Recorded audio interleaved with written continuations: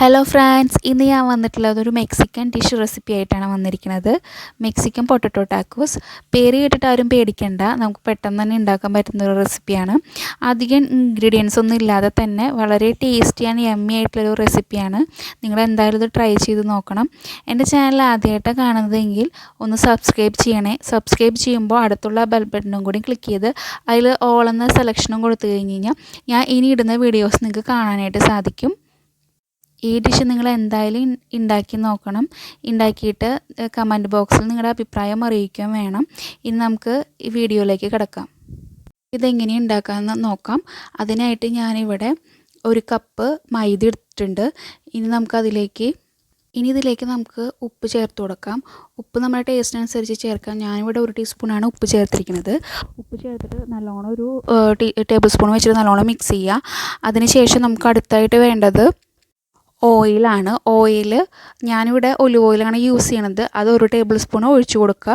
വെളിച്ചെണ്ണ യൂസ് ചെയ്യണേക്കാൾ നല്ലത് സൺഫ്ലവർ ഓയിലോ ഏതെങ്കിലും വേറെ റിഫൈൻഡ് ആയിട്ടുള്ള ഓയിൽ യൂസ് ചെയ്യായിരിക്കും നല്ലത്.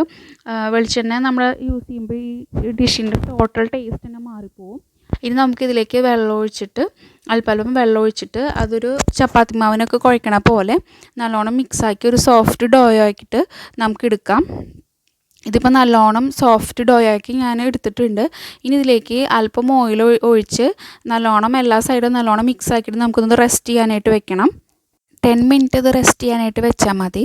അപ്പോൾ ഈ ഓയിൽ ഇതിൻ്റെ മുകളിൽ പറ്റി കഴിഞ്ഞ് കഴിഞ്ഞാൽ അത് ഒട്ടും ഡ്രൈ ആയി പോവില്ല. ഇനി നമുക്കിതിലേക്ക് ഒരു മീഡിയം സൈസ് സബോളയാണ് എടുക്കേണ്ടത്. സബോള ഞാൻ ചെറുതാക്കി കട്ട് ചെയ്തിട്ട് നമ്മൾ കറിക്കൊക്കെ സബോള നീളത്തിൽ അരിഞ്ഞെടുക്കില്ലേ, ആ രീതിയിൽ നൈസായിട്ട് അരിഞ്ഞെടുക്കുക. ഇനി നമുക്കിത് നല്ലോണം ഒന്ന് വഴറ്റിയെടുക്കണം. അതിനായിട്ട് ഞാൻ പാനിൽ 1 ടേബിൾ സ്പൂണോളം ഓയിൽ ഒഴിച്ചിട്ട് ഈ സബോളയൊക്കെ അതിലേക്ക് ഇട്ടിട്ട് നല്ലോണം ഗോൾഡൻ ബ്രൗൺ ആവണ രീതിയിൽ നമുക്കത് വഴറ്റിയെടുക്കാം.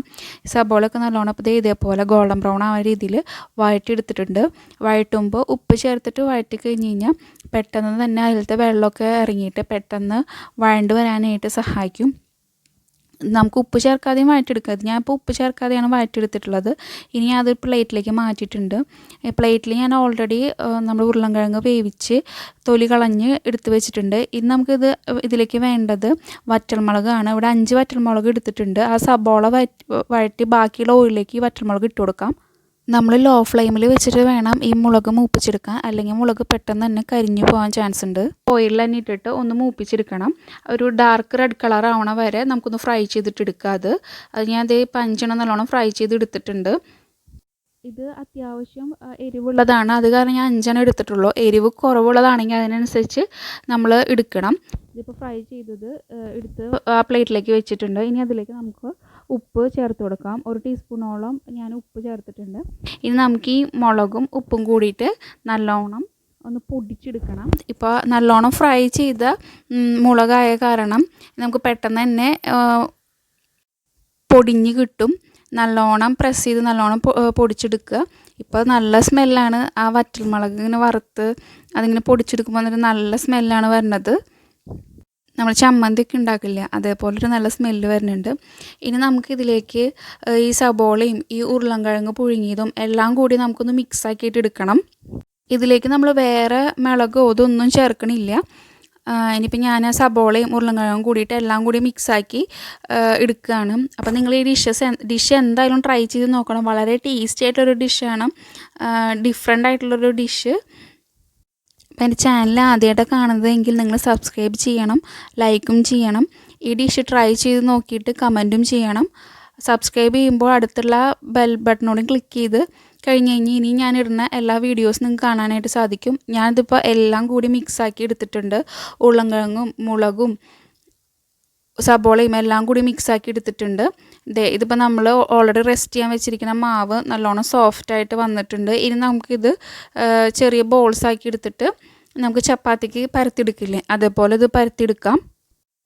അധികം കട്ടി പാടില്ല. കട്ടിയില്ലാതെ നൈസാക്കിയിട്ട് നമുക്കിത് പരത്തിയെടുക്കാം. അധികം സൈസും വേണ്ട, ഒരു മീഡിയം സൈസിൽ വേണം നമുക്കിത് പരത്തിയെടുക്കാനായിട്ട്. ഞാൻ കുറച്ചിപ്പോൾ പൊടി ഒട്ടി പിടിക്കാതിരിക്കാൻ വേണ്ടിയിട്ട് മൈദപ്പൊടി ഇട്ടിട്ട് ഇതിപ്പോൾ റൗണ്ടിൽ നമുക്ക് പരത്തിയെടുക്കാം. തീരെ കട്ടി കുറയാനും പാടില്ല, എന്നാൽ ഭയങ്കരമായിട്ട് കട്ടി കൂടാനും പാടില്ല. അപ്പം ഞാൻ പരത്തിയെടുത്തിട്ട് ഇനി നമുക്കത് കുക്ക് ചെയ്യാനായിട്ട് തുടങ്ങാം.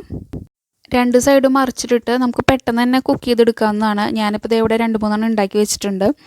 അധികം കട്ടിയില്ലാത്ത കാരണം പിന്നെ മൈദയും കൂടെ ആയ കാരണം പെട്ടെന്ന് അത് കുക്കായി വരും. ഒരു സൈഡ് കുക്കായിട്ടുണ്ട്, ഞാനിപ്പോൾ അത് മറിച്ചിട്ടു. നമുക്ക് അടുത്ത സൈഡും മറിച്ചിട്ട് കുക്ക് ചെയ്തിട്ടെടുക്കാം. അങ്ങനെ എല്ലാതും നമുക്കിങ്ങനെ ഉണ്ടാക്കിയെടുക്കാം. ഇത് കുക്ക് ചെയ്തെടുക്കുമ്പോൾ ഭയങ്കരമായിട്ട് മുരിഞ്ഞ് ഡാർക്ക് ബ്രൗൺ കളറാവണ വരെ നമുക്ക് കുക്ക് ചെയ്യേണ്ടത്. ഇതേപോലെ ഈ രീതിയിൽ ഇത്രയും കുക്ക് ചെയ്തെടുത്താൽ മതി. ഇതിപ്പോൾ ഞാൻ എല്ലാം കുക്ക് ചെയ്തെടുത്തിട്ടുണ്ട്.